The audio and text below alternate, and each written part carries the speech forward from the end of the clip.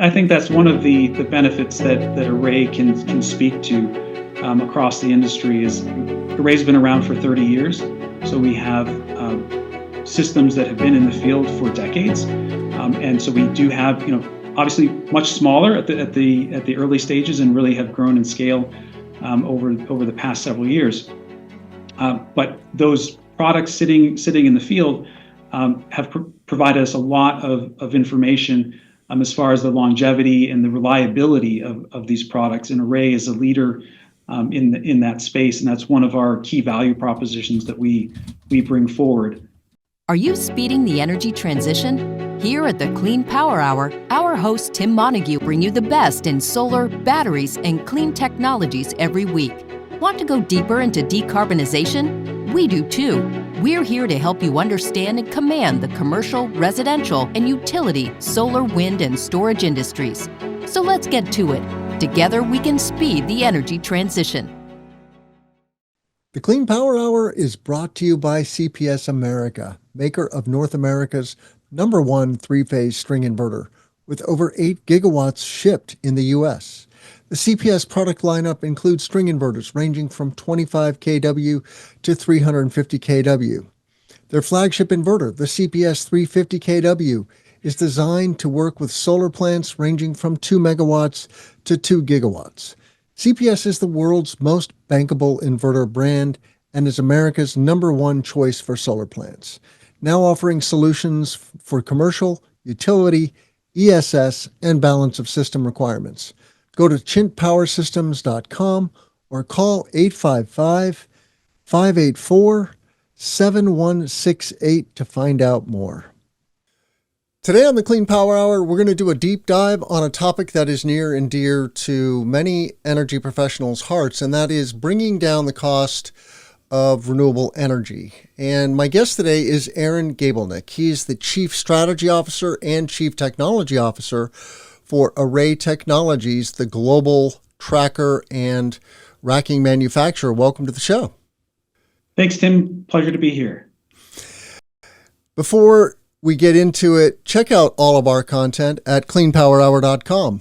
Give us a rating and a review on Apple or Spotify. Tell a friend about the show and reach out to me on LinkedIn. I love hearing from my listeners.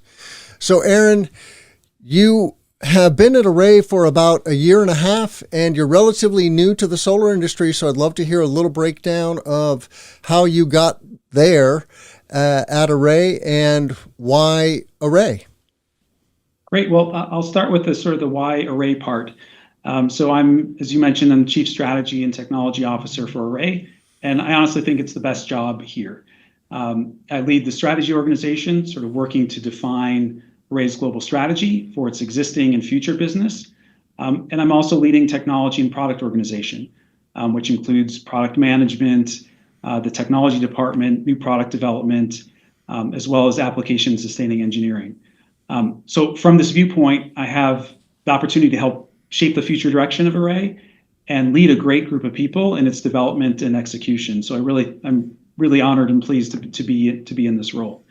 And as you mentioned, Tim, I came to Array a little bit over a year and a half ago. I spent most of my career in consulting and working for the traditional energy and industrial companies in that space. And I think that background provides additional perspective on the energy landscape in which we operate, and perspective on how others in the energy ecosystem think about sort of opportunities and growth. And there were sort of a couple key aspects that were formative in my decision in my career transition. The first, as my career was developing in the traditional energy space, right, the importance of sustainability and the energy transition was becoming more and more apparent, and in sort of the consciousness of the traditional energy industry. And my role in those industries was more on the strategy and business development side.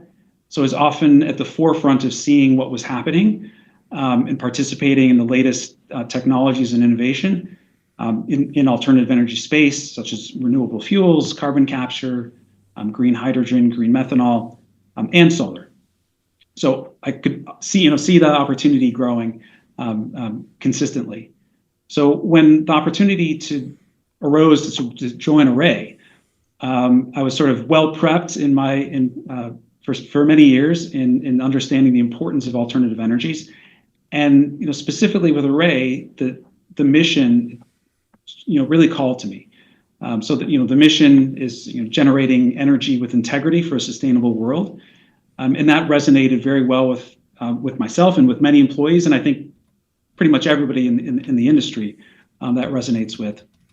So we want to provide energy, employment, advancement to society, done so with integrity and with a sustainable mindset. And I don't think anyone can sort of disagree with that purpose. And that is very important to me, and I think important to many of the Array employees, and I think the broader industry as well. Cool. And that was part of the decision that I came to join. Well, you've joined a great company.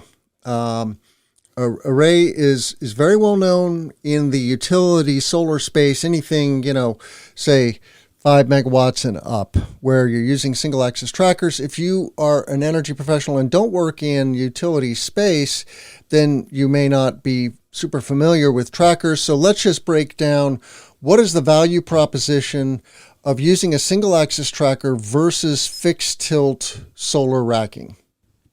So the story goes back to our founding father, Ron Corio, who built Array.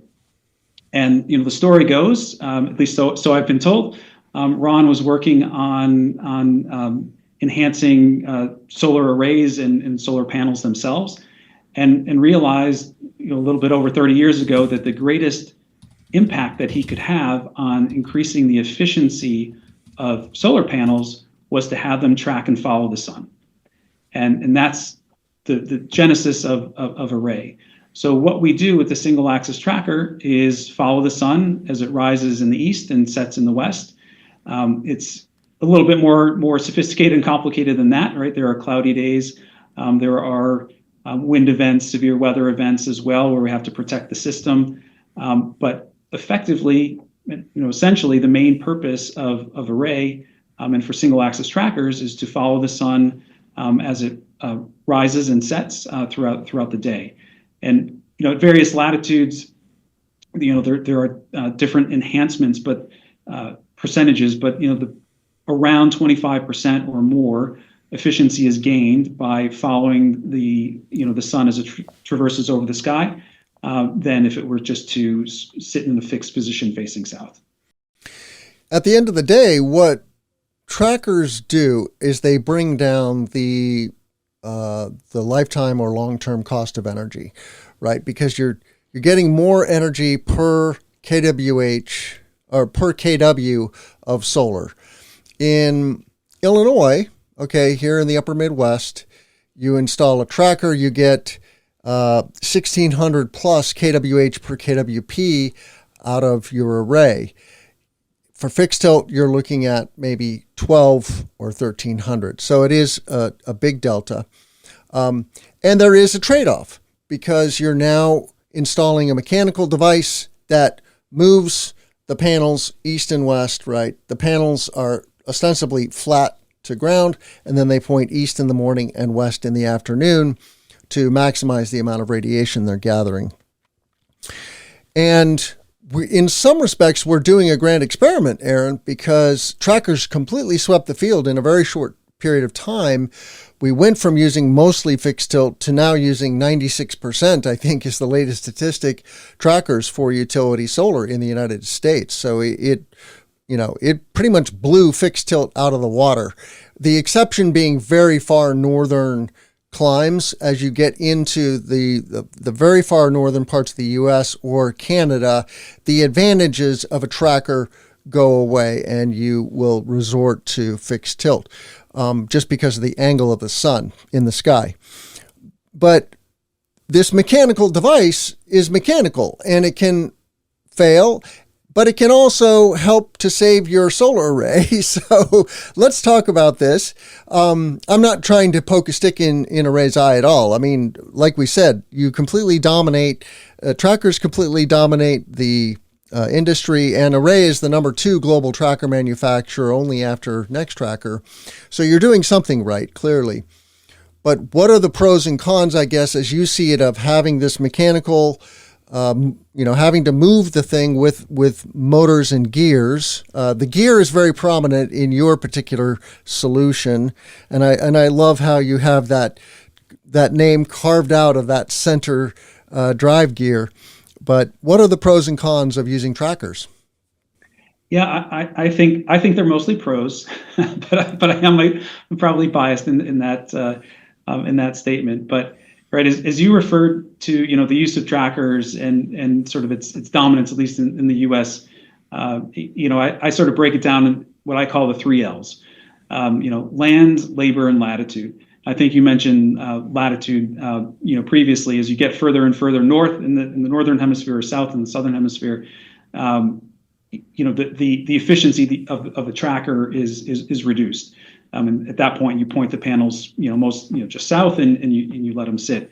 From a labor and latitude or labor and land perspective, right? As land costs become very, very high, or labor costs become very, very high, putting in a tracker is sometimes not the best answer, because with a tracker you need space for the trackers to track, for them to move, and they can create shadows as the sun traverses the sky. So you want to have them spaced out further apart.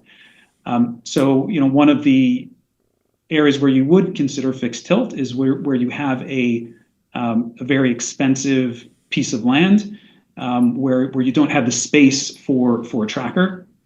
Another is if installation labor is very, very high. Trackers are more expensive to install, depending upon the cost of labor. But as you mentioned, like in the U.S., the market is speaking with 90+% of at least utility scale solar being with a tracker, and that's really just due to the efficiency, as you previously mentioned. The amount of energy gained with investment is very clear. It's very economical to have the tracker. Makes a lot of sense, especially for the utility scale and the very large scale sites. They're oftentimes in areas where there is less costly land that is available, and therefore you have the benefit that comes with the tracker.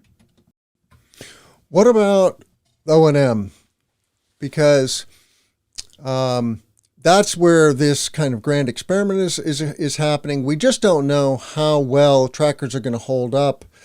But how long has Array been making trackers? What are some of your what are the historical data telling us? And in general, what can asset owners expect out of their single axis trackers? And I think that's one of the benefits that Array can speak to across the industry. Is Array's been around for 30 years, so we have systems that have been in the field for decades, and so we do have, obviously much smaller at the early stages, and really have grown in scale over the past several years.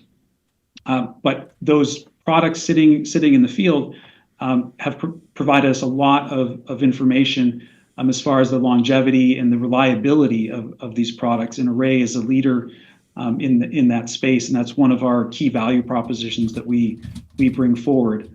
Our design, at least for the DuraTrack platform, which is the platform that we sell in the United States, is mechanical in nature. So there are no batteries, so there's limited O&M. There's no scheduled O&M that's required for our system.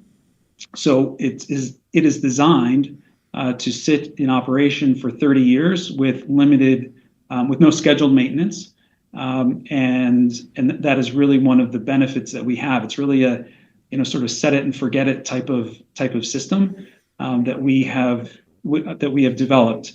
That comes with there are a lot of benefits that come from that. A lower LCOE from an O&M perspective comes with that as well, and that's how we're sort of known in the industry. And actually, the name of our gold standard product being DuraTrack comes from its durability in the field, which to operate it outside in harsh weather conditions for 30 years is not an easy feat. Let's talk a little bit about your journey And coming from outside of the solar PV industry, what is your experience both at Array and I guess in general in the solar space? We're famous for our solar coaster. We have entered a period here in 2025 of relatively moderate turbulence, I would say, with a new administration in Washington trying to attack some of the incentives. I think the 30-year outlook is still very good for solar. We are, globally headed towards a grid 50% powered by solar PV. Will we do it by 2030, 2035, 2050? That is TBD, but we are going to do that. I think there's no question in most people's minds who are in the know. But what has your journey been like, Aaron, and what is your, I guess, critical assessment of our industry? Sure. Well, I think you described it well, right? Some short-term turbulence, for sure, or unknowns. So, it's pretty clear. We don't know exactly where tariffs and tax credits and other things are likely to go. But as you look at things from a long-term perspective, I can't help but sort of agree with you. And I say that more from a global perspective of seeing where, from an LCOE perspective, where solar is going, and its long-term trajectory. So it might be there might be some bumps in the road, certainly in the near term, but the long-term outlook looks fairly fairly solid. And I sort of bring to that before I joined Array, I was working for a large national oil company in the Middle East and living in the Middle East, working on some of their downstream strategy. And you could see the mindset shifting. And right, the saying used to be, and I was working in downstream strategy, sort of it's a matter of time before we realize that the natural resources above the ground are worth more than the natural resources below the ground. And right, this is in an area in a country that's not short of cheap energy coming from traditional fossil fuels. And if you look at where solar is growing the fastest and where the largest, certainly utility scale solar projects are being built, it's in the Middle East. And a lot of companies, including Array, are looking towards the Middle East for that growth. So whether it's a 3.7 gigawatt project in green hydrogen or huge 15 gigawatt tenders that are being released in Saudi Arabia, this is again a region where they're not short traditional forms of energy, yet they're buying in and building solar. So even in those regions, the future is fairly clear. So even though there might be some short-term turbulence in the U.S. and things are settling down now, globally, and you see where things are going, and you see where others are taking solar, and I think that's a good position to be in. In the pre-show, we talked about severe weather, which is on many people's minds. Whether that's, some things directly impact the racking, for example, hail and wind. There are other forms of severe weather that are also in the news, like fires, but that's not something you can really control or impact necessarily with your tracker. But hail and wind, for sure, you can improve the resiliency of a project by doing different things. What is Array's current thinking on, and I guess deployment of technology to improve the survivability of severe weather? That's a great question. I'll speak about wind first. Wind, in Array's perspective or technology in dealing with wind is unique in the tracker industry. So many single axis trackers that are out there, not Array, well, including Array for our European and South American platform, use something what's called active stow. And what that means is that they have a methodology in mind that when they read wind speed and wind duration, and based on a certain algorithm, will put the panels into a safe mode, a safe stow position when there is high wind. And so there's an algorithm based on wind speed and duration of the gusts, et cetera, where you do not want the system to be not protected against high winds. The Array DuraTrack position is unique and different from that. There we actually use a physical mechanism to protect against high wind. And that physical mechanism is called a slip clutch. So basically the way that it works is that, especially for a row that's on the exterior, experiences a very high gust of wind that basically pushes the row into a safe stow position, which is a mechanical stop position for us at 52 degrees. And that basically the wind will come along and push the row into that safe position. That oftentimes blocks the interior rows from that high wind. But if the wind is strong enough, and if the terrain is different, and you actually get that high wind, you will push some of the other rows as well. So basically, the wind pushes our panels into a safe position, and our tracker into a safe position from a high wind perspective. That allows for all the other rows to keep on tracking. They track normally in the windy condition, and only the rows that are affected by the wind are pushed by the wind into a safe stow position. What that does effectively is, because the other rows are still tracking, they produce more electricity, more energy. And we have studies, and we've done a number of studies, and third-party studies as well, that indicate that our safe stow with DuraTrack, with passive stow, can gain up to 2-3% additional energy from that methodology, and that equates to oftentimes 2-3 cents a watt for over the NPV lifetime of the solar facility. You lost me there for a sec. Safe stow improves the output of the array? Yes, because only the rows that need to move. Ah, okay, and got it. With active stow protocols, because they want to protect most of the rows, and there are different protocols that are out there, and different companies have different algorithms and different ways to stow. But on average, many more of those rows move to protect them in a high wind condition. And for Array, only the rows that need to move because the wind is pushing them.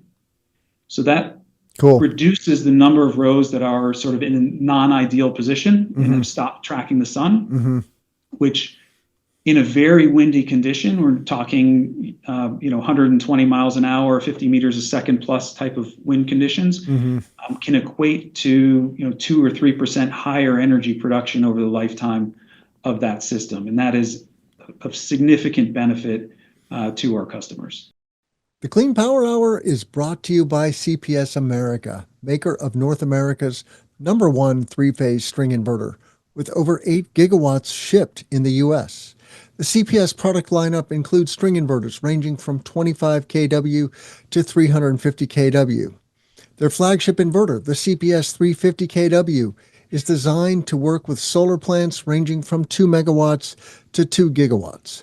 CPS is the world's most bankable inverter brand and is America's #1 choice for solar plants, now offering solutions for commercial, utility, ESS, and balance of system requirements. Go to chintpowersystems.com or call 855-584-7168 to find out more. Yeah. I think of two things, and I'm no expert at this, but there's just you've got a row of panels sitting like this potentially, and wind coming across here, catching the panels and pulling on the panels themselves or on the whole torque tube. But then there's also this thing called galloping that is a phenomenon in single axis trackers. Can you talk a little bit about some of the the factors that you have to control for? Absolutely. So with torsional galloping is when basically when a system is flat, there can become a resonance in the wind, in which case there can be, I think we've all seen those old videos of the bridge in I think it was Washington State, Right. Where you had destruction of that. Well, that can occur with solar systems as well that are flat, where you get a resonance with the wind, and that galloping, which eventually causes that resonance causes these sort of catastrophic events. Well, that doesn't happen with the array tracker. Basically, the wind will just push. Where you had a bridge that was solid in its space, flat, that wind pushes the panels to a mechanical stop at 52 degrees, which is a safe position where you will not get that galloping. And so that is something that we, as part of the design in the passive stow to avoid that low angle galloping. And then what about keeping the modules on the torque tube? What are the considerations there? Because that's also a very serious point of stress, is it not? Oh, absolutely. And, that's where our module mounts and attachments are extremely important. And we go through a significant amount of testing of the design of those module mounts to withstand those wind pressures that can occur. Because effectively you have, a large sail. If you think about it. And so the module mounting undergoes a significant amount of design and test, both before we launch a new product and with the product in the field as well, to maintain that attachment and to limit that possibility from happening. So, artificial intelligence is in the news every day now. To what extent are you leveraging artificial intelligence in this world of smart stow technology? So artificial intelligence, well, the nice thing about the passive stow is that it is, as the name suggests, it's passive. So we don't, the system doesn't need to be smart in order for it to work. The wind just has to push it.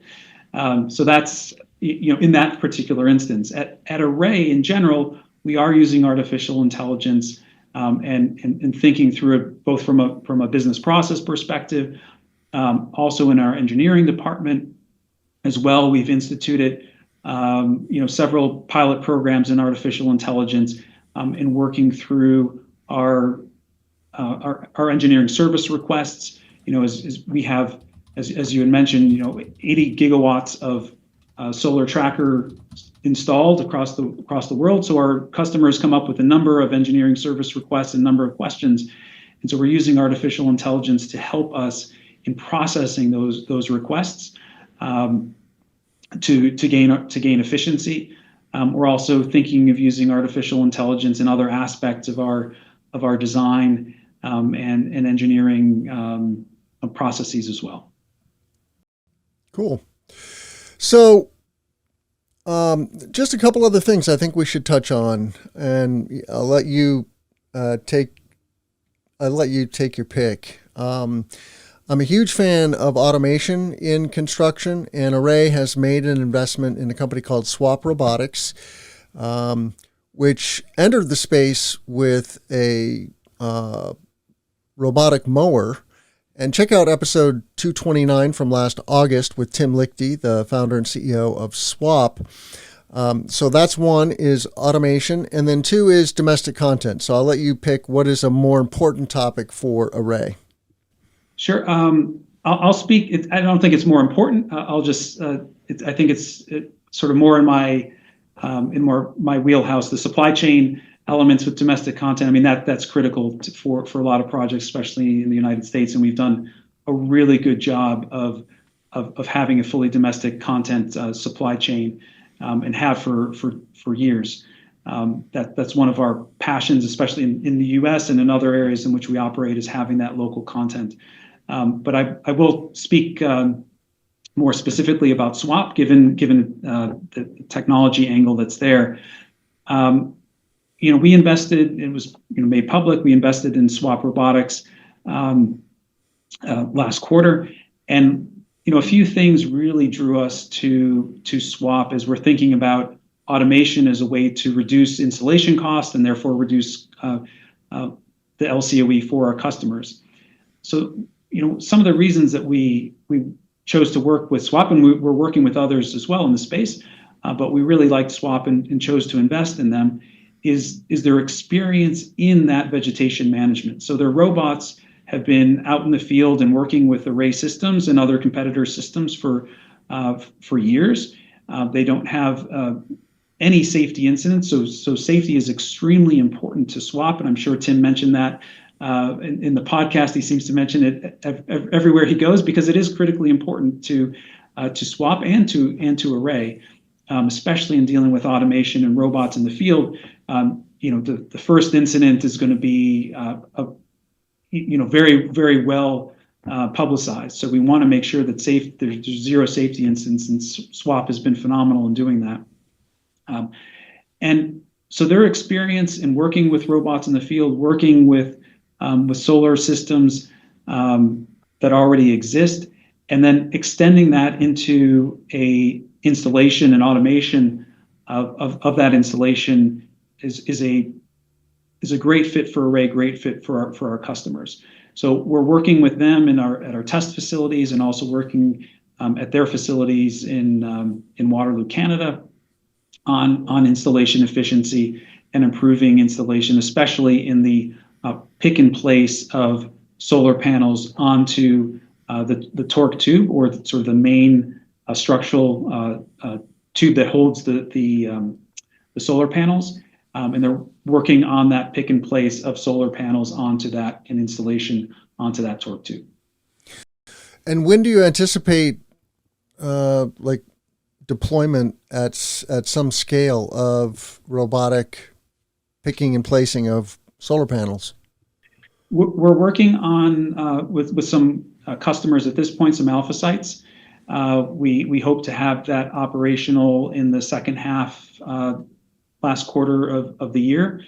So working on alpha sites, and once the alpha sites get proven, then commercialization can occur from there. But looking at alpha sites probably in the second half or in Q4 of this year.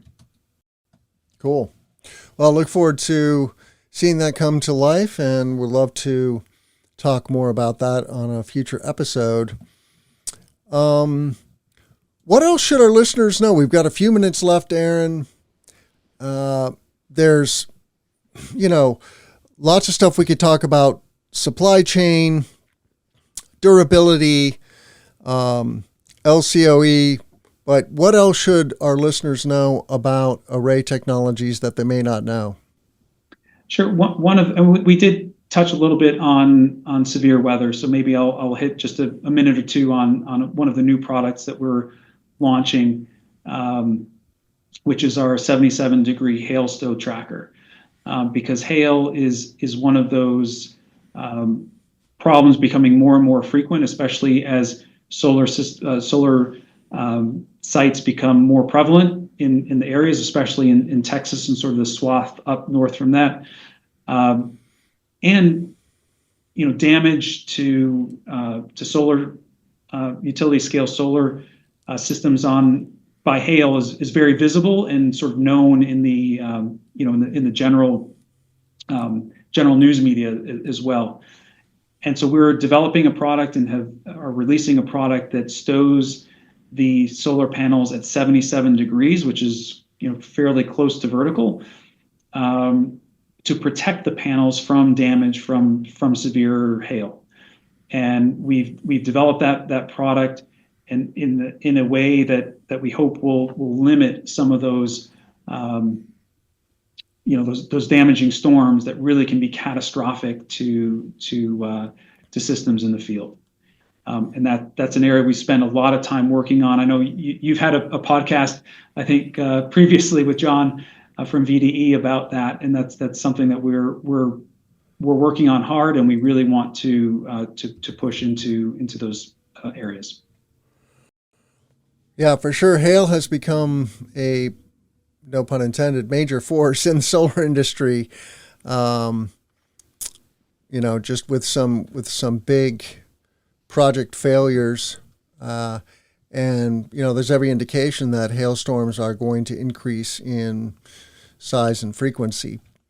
So when you say 77, though, I just want to make sure I understand this. Is that like if there's a front coming from my left, is it 77 facing the front or putting the back of the array to that storm, so to speak? Ideally, we'd be to the back, but okay.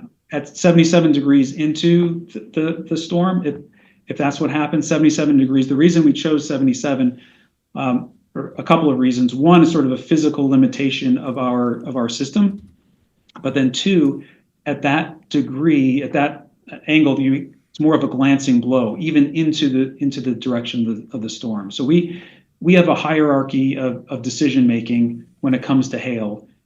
The first order is, did the system stow? Right. So if it stowed, that helped solve 90% of the issues. Did it stow into the storm, into the direction of the storm, or away from the direction of the storm? If you're away from the direction of the storm, that solves pretty much almost most of the issues at all. I mean, herd animals figured this out generations ago. If the storm's coming, you put your back to the wind, and that's a safer position to be in. And the third order is the angle at which you stow. So we think that we have, from the first two protocols, we have a very, very solid foundation. The third, having a higher angle, is something that we're releasing very shortly. And that is, ideally away from the direction of the storm. But even if it is in the direction of the storm at 77 degrees, the glow is glancing, especially with the wind. And most panels can withstand, at least from a theoretical perspective, even a 4-inch size hail ball at that angle. Wow. Yeah, check out episode 238 with John Previtzali from VD Americas. That was from October last year, where we talk a lot about hail and solar. I want to thank Aaron for coming on the show today. Aaron Gabelnick with Array Technologies. Check out all of our content at cleanpowerhour.com. Please give us a rating and a review. Reach out to me on LinkedIn and follow us on YouTube. Aaron, how can our listeners find you? Well, on our website, arraytechinc.com, I am there. You can always reach out to me. I'm always available. My contact information is there, and happy to work with anyone who's interested, and also our customers. We're very customer centric, working with our customers on all the things that I mentioned previously, especially working with alpha sites and working on our hail product, et cetera, and our new generation of module mounts as well. So happy to talk to customers if I haven't already, and with others as well. Awesome. Well, I want to thank Aaron Gabelnick, CTO and Chief Strategy Officer for Array Technologies, for coming on the show. I'm Tim Montague. Let's grow solar and storage. Take care. The Clean Power Hour is brought to you by CPS America, maker of North America's #1 three-phase string inverter, with over 8 gigawatts shipped in the U.S. The CPS product lineup includes string inverters ranging from 25 kW to 350 kW. Their flagship inverter, the CPS 350 kW, is designed to work with solar plants ranging from 2 megawatts to 2 gigawatts. CPS is the world's most bankable inverter brand and is America's #1 choice for solar plants, now offering solutions for commercial, utility, ESS, and balance of system requirements. Go to chintpowersystems.com or call 855-584-7168 to find out more.